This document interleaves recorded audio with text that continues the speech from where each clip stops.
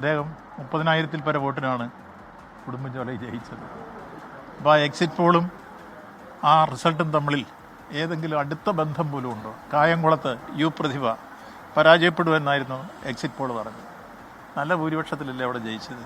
ഇങ്ങനെ കേരളത്തിൽ നിരവധി മണ്ഡലങ്ങൾ LDF പരാജയപ്പെടുമെന്ന് പറഞ്ഞിരുന്നത് വിജയം കണ്ടു എന്ന് മാത്രമല്ല, കേരളത്തിൽ LDF അധികാരത്തിൽ വന്നാൽ 75 or 78 ഒക്കെ വരെ മാത്രമേ വരുമെന്ന് പറഞ്ഞ സ്ഥാനത്ത് 99 സീറ്റുകൾ നേടിയാണ് കഴിഞ്ഞ പ്രാവശ്യം എക്സിറ്റ് പോളിൻ്റെ എല്ലാ വിധിയേക്കാളും മറികടന്ന് നല്ല മജോറിറ്റിയിൽ LDF അധികാരത്തിൽ വന്നു. ഒരു എക്സിറ്റ് പോളിനും അത്രയും ഭൂരിപക്ഷം കിട്ടുമെന്ന് പറയാൻ കഴിഞ്ഞിരുന്നില്ല. നിങ്ങൾ ഓർക്കും. അതുകൊണ്ടാണ് കൃത്യമായി കഴിഞ്ഞ പ്രാവശ്യത്തെ ഓർക്കും നല്ലതാണെന്ന് പറഞ്ഞു. അപ്പോൾ എക്സിറ്റ് പോളെല്ലാം ശരിയായിക്കൊള്ളണമെന്നില്ല. ചില ഘട്ടങ്ങളിൽ ചിലത് ശരിയായി വന്നിട്ടുണ്ടാവാം. പക്ഷേ കേരളത്തെ സംബന്ധിച്ചുള്ള മുൻ അനുഭവങ്ങൾ വെച്ചും ഇതുവരെയുള്ള നമ്മുടെ ഈ രംഗത്ത് നമ്മൾ മനസ്സിലാക്കിയ ഉള്ളടക്കങ്ങൾ വെച്ചും എക്സിറ്റ് പോളിനേക്കാൾ വ്യത്യസ്തമായിരിക്കും കേരളത്തിലെ 4-ാം തീയതി വരാൻ പോകുന്ന റിസൾട്ട് എന്ന കാര്യത്തിൽ ഒരു സംശയവും വേണ്ട. ഇടതുപക്ഷ ജനാധിപത്യ മുന്നണിക്ക് മജോറിറ്റി കിട്ടുന്ന രൂപത്തിലേക്കായിരിക്കും കേരളം വിധി എഴുതാൻ പോകുന്നത്. എക്സിറ്റ് പോൾ അല്ല വലുത്, ജനവിധിയാണ് വലുത്. ആ ജനഹിതം എടുക്കുമ്പോൾ ജനഹിതം LDFന് അനുകൂലമായിരുന്നു. ഒരു ഭരണവിരുദ്ധ വികാരം കേരളത്തിലെങ്ങും എവിടെയും കാണാൻ കഴിഞ്ഞിരുന്നില്ല. പൊതുവിൽ ജനകീയ പ്രശ്നങ്ങളൊക്കെ പരിഹരിക്കാനും വികസനക്ഷേമ പ്രവർത്തനങ്ങളിൽ സമാനതകളില്ലാത്ത പ്രവർത്തനങ്ങൾ ഏറ്റെടുക്കാനും കഴിഞ്ഞ ഒരു ഗവൺമെൻറ്റാണ് രണ്ടാം പിണറായി സർക്കാർ. അത് നന്നായി അനുഭവിച്ച് ആസ്വദിച്ചറിഞ്ഞിട്ടുള്ള ഒരു ജനതയാണ് കേരളത്തിലുള്ളത്. അതുകൊണ്ട് തന്നെ അവരുടെ പ്രതികരണങ്ങൾ ആ രൂപത്തിൽ തന്നെ ആയിരിക്കുമെന്നുള്ളത് നമുക്ക് വെട്ടിപ്പൊട്ടിക്കുമ്പോൾ അറിയാം. ഇപ്പോൾ ഏതായിരുന്നാലും നമുക്ക് കണ്ടിടത്തോളം ഈ റിസൾട്ടിനകത്ത് വന്ന എക്സിറ്റ് പോളിലും ഒരു തരംഗമുള്ളതായി എവിടെയും പറയുന്നില്ല. അപ്പോൾ സ്വാഭാവികമായി ഒരു തരംഗത്തിൻ്റെ ഉള്ളടക്കം ഉണ്ടെങ്കിൽ മാത്രമേ ആ രൂപത്തിലേക്ക് മാറി പറഞ്ഞു എന്ന് നമുക്ക് പറയാൻ കഴിയും. അത്തരം ഒരു സ്ഥിതി ഇല്ലെങ്കിൽ 98 MLA-മാരുണ്ടായിരുന്ന LDFനെ സംബന്ധിച്ചോളം അതിൽ ഏതാനും ചില മണ്ഡലങ്ങളിലൊക്കെ ചില കുറവുകളൊക്കെ ഉണ്ടെങ്കിൽ പോലും ഭൂരിപക്ഷ MLA-മാരും മണ്ഡലം നന്നായി പരിഗണിച്ചവരും പരിരക്ഷിച്ചവരും നന്നായി മണ്ഡലത്തിൻ്റെ വികസന ക്ഷേമ പ്രവർത്തനങ്ങളിൽ ജനകീയ പ്രശ്നങ്ങളിൽ ഇടപെട്ടവരാണ്. അവരെല്ലാം ഒരുപോലെ ജനങ്ങൾ തൂത്തുമാറ്റും എന്നൊരു ധാരണ ആർക്കും വേണ്ട. നല്ല നിലയിൽ ഈ കാര്യത്തിൽ നല്ല പ്രവർത്തനങ്ങൾ കാഴ്ചവെച്ചവരാണ് പൊതുവിൽ ഇടതുപക്ഷ മുന്നണിയുടെ MLA-മാരെല്ലാം.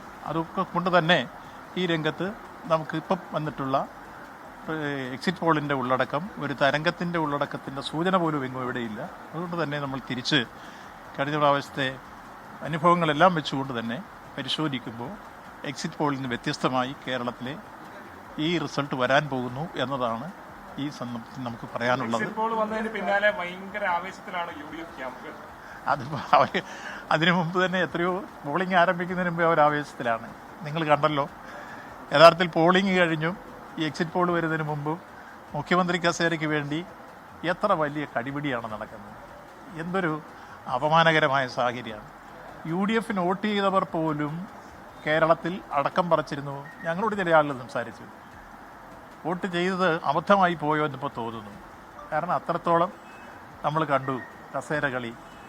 ഒരാൾ ദേശീയ അടിസ്ഥാനത്തിൽ ഇംഗ്ലീഷ് പത്രങ്ങളിൽ പ്രത്യേകമായി തൻ്റെ പൂർവ്വകാല ചരിത്രം ഉൾപ്പെടെ അവതരിപ്പിക്കുന്നു. മറ്റു ചില ആളുകൾ ഫ്ലെക്സ് ബോർഡ് വെച്ചുകൊണ്ട് താനാണിതിന് അർഹൻ ബോധ്യപ്പെടുത്തുന്നു. മറ്റു ചില ആളുകൾ താനാണിതിനെല്ലാം അവകാശി എന്ന രൂപത്തിൽ നിൽക്കുന്നു. മറ്റു ചില ആളുകൾ ഞാനാണിതെല്ലാം ഓർഗനൈസ് ചെയ്തെന്ന് പറഞ്ഞ് നിൽക്കുന്നു. എത്ര മുഖ്യമന്ത്രിമാരാണ് കേരളത്തിൽ വരുന്നത്? അപ്പോൾ ആ രൂപത്തിലേക്കുള്ള ചേരിതിരിഞ്ഞുള്ള സംഘടനകൾ അവർ കുറേ നാളായി തുടങ്ങി. ഇവിടെ പോളിംഗ് കഴിഞ്ഞു, പോളിങ്ങിന് ശേഷവും ഒക്കെ തന്നെ ഇതാണ് UDFൽ നടന്നുകൊണ്ടിരിക്കുന്നത്. അതുകൊണ്ട് അവർ പ്രകടിപ്പിക്കുന്ന ആവേശത്തിന് അവർക്ക് സ്വപ്നം കാണാനുള്ള അവകാശമുണ്ട്. അവർക്ക് സ്വപ്നം കാണുമ്പോൾ അവർ ചക്രവർത്തിയാകുന്നതിനെ കാണുന്നതാണ് നല്ലത്. മറിച്ച് മറ്റേതെങ്കിലും രാഷ്ട്രീയമായിട്ട് കാണേണ്ട കാര്യമില്ല എന്ന് തന്നെയാണ് നമുക്ക് മനസ്സിലാക്കാൻ കഴിയുന്നത്. അതുകൊണ്ട് സ്വപ്നം കാണാൻ 4-ാം തീയതി വരെ എല്ലാവർക്കും അവകാശമുണ്ട്. അവരത് കണ്ടോട്ടെ. ഇടതുപക്ഷ ജനാധിപത്യത്തിനെ സംബന്ധിച്ചോളം ഞങ്ങളൊരു അഹന്തയോ ഒരു അഹങ്കാരമോ ഒരു ഗർവമോ പ്രകടിപ്പിക്കാതെ ജനങ്ങളിലാണ് ഞങ്ങൾക്ക് വിശ്വാസം. ആ ജനങ്ങളെ ഞങ്ങൾ വിശ്വസിക്കുന്നു. ആ ജനങ്ങളിലുള്ള വിശ്വാസം വെച്ചുകൊണ്ടാണ് ഞങ്ങൾ ഈ അഭിപ്രായ പ്രകടനങ്ങൾ നടത്തുന്നത്. അതുകൊണ്ട് എക്സിറ്റ് പോളിനേക്കാളെല്ലാം പ്രധാനം ജനഹിതമാണ്. അവരുടെ വിധി വരട്ടെ. അത് 4-ാം തീയതി വരുമ്പോൾ നമുക്ക് ഈ കാര്യങ്ങൾ കൃത്യമായി മനസ്സിലാക്കാൻ കഴിയും. അവരുടെ മുമ്പിൽ ഏതെങ്കിലും ജനങ്ങളുടെ മുമ്പിൽ ഞാൻ എല്ലായ്പ്പോഴും പറയുന്നൊരു വാചകമുണ്ട്, ജനാധിപത്യത്തിൽ ജനങ്ങളാണ് യജമാനന്മാർ. ജനപ്രതിനിധികൾ ദാസന്മാരായിരിക്കണമെന്നാണ് ജനാധിപത്യത്തിൻ്റെ അർത്ഥപൂർണമായ സങ്കല്പം. അത് മനസ്സിലാക്കുന്നവരാണ് ഇടതുപക്ഷ ജനാധിപത്യത്തിൻ്റെ സ്ഥാനാർത്ഥികളായിരുന്നവരും നേരത്തെ MLA-മാരായിരുന്നവരും മന്ത്രിമാരായിരുന്നവരും ഒക്കെ ആ നിലവാരം പുലർത്തിക്കൊണ്ട് മുന്നോട്ട് പോയവരാണ്. അതുകൊണ്ട് ഇവിടെ ഞങ്ങൾ ഒരു ഘട്ടത്തിൽ പോലും ആര് മുഖ്യമന്ത്രിയാകണമെന്നോ ആര് മന്ത്രിയാകണമെന്നോ ഒരു ചർച്ചയും ഞങ്ങൾ എവിടെയും നടത്തിയിട്ടില്ല. ഒരു തരത്തിലുള്ള അഹങ്കാരവും ഞങ്ങൾ പറഞ്ഞിട്ടില്ല.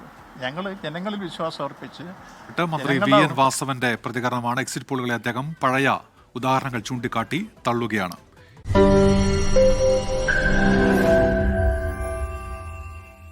ലോകത്തെവിടെയായാലും ഏത് സമയത്തും 24 വാർത്തകളും ഓഗ്മെന്റഡ് റിയാലിറ്റി പാക്കേജുകളും എക്സ്പ്ലെയിനറുകളും വിശദമായി കാണാൻ ഞങ്ങളുടെ യൂട്യൂബ് ചാനൽ നിങ്ങൾക്ക് സബ്സ്ക്രൈബ് ചെയ്യാം.